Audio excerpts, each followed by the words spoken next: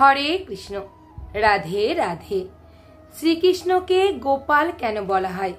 আসুন জেনে নিই কেন শ্রীকৃষ্ণকে গোপাল বলা হয়। প্রথমত, গো মানে গাভী, পাল মানে পালনকর্তা, যিনি গাভীদের পালন করেন।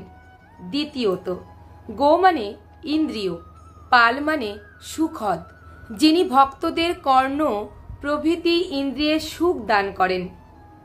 তৃতীয়ত, গো মানে বাক্য, পাল মানে পতি, যিনি আমাদের বাক শক্তির মালিক।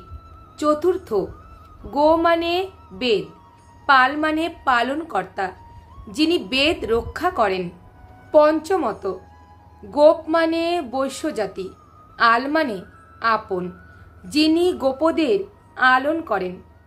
গোপানো আলাতি শিয়তেন গৃহন্নাতিতি, যিনি গোপাদেরকে আপন রূপে গ্রহণ করেন। ষষ্ঠত, গোপ মানে সমস্ত জীব, আল মানে নিত্য আপন।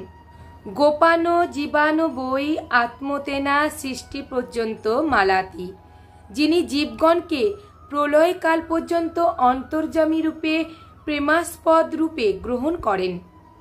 সপ্তমত, গো মানে দিকসমূহ, পাল মানে রক্ষাকর্তা, যিনি সর্বদিকই রক্ষা করেন।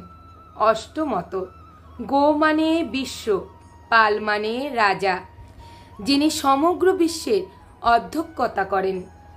হরে কৃষ্ণ। জয় শ্রী রাধে শ্যাম।